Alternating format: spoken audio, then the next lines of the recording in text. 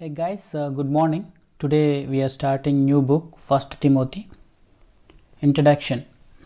Author. Both early tradition and the salutations of the pastoral letters, First and Second Timothy, Titus, themselves claim Paul as their author. Some objections have been raised in recent years on the basis of an alleged uncharacteristic vocabulary and style, but other evidences still convincingly supports Paul's authorship. Background and purpose. During his fourth missionary journey, Paul had instructed Timothy to care for the church at Ephesus. While he went on to Macedonia, when he realized that he might not return to Ephesus in the near future, he wrote this first letter to Timothy to develop the charge he had given his young assistant, to refute false teaching and to supervise the affairs of the growing Ephesian church worship, the appointment of qualified church leaders. A major problem in the Ephesian church was a heresy that combined Gnosticism and decadent Judaism and false asceticism. Date. First Timothy was written sometime after the events of Acts chapter 28, we can see in AD 63 or 65, at least 8 years after Paul's 3-year stay in Ephesus. Recipient. As the salutation indicates, Paul is writing to Timothy, a native of Lystra in modern Turkey. Timothy's father was Greek while his mother was a Jewish Christian. Acts chapter 16 verse 1 we can see.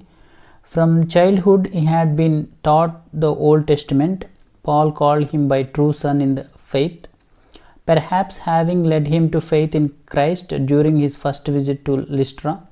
At the time of his second visit, Paul invited Timothy to join him on his missionary travels, circumcising him so that his Greek ancestry would not be a liability in working with the Jews. Timothy helped Paul evangelize Macedonia and Achaia and was with him during much of his long preaching ministry at Ephesus. He traveled with him from Ephesus to Macedonia to Corinth, back to Macedonia and to Asia Minor. He may even have accompanied him all the way to Jerusalem. He was with Paul during the apostles' first imprisonment. Following Paul's release, Timothy again traveled with him but eventually stayed at Ephesus to deal the problems there. While Paul went on to Macedonia, Paul's closeness and admiration of Timothy are seen in Paul's naming him as the co-sender of 6 of his letters in 2 Corinthians, Philippians, Colossians, 1st and 2nd Thessalonians and Philemon, and in his speaking highly of him to the Philippians. At the end of Paul's life, he requested Timothy to join him at Rome. According to Hebrews chapter 13 verse 23, Timothy himself was imprisoned and subsequently released, whether at Rome or elsewhere, we do not know. Timothy was not an apostle. It may be best to regard him as an apostolic representative delegated to carry out special work. When you look at Titus chapter 1 verse 5. Total chapters 6 and outline we can see. First chapter we can look at greetings, warning against false teachers, the nature of the heresy, the purpose of the law, and the Lord's grace to fall.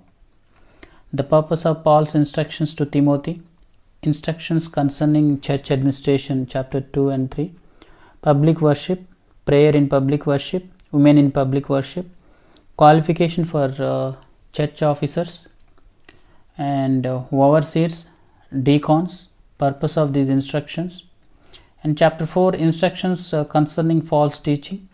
Paul's teaching described, methods of dealing with it explained. Chapter 5 to 6, instruction concerning different groups in the church.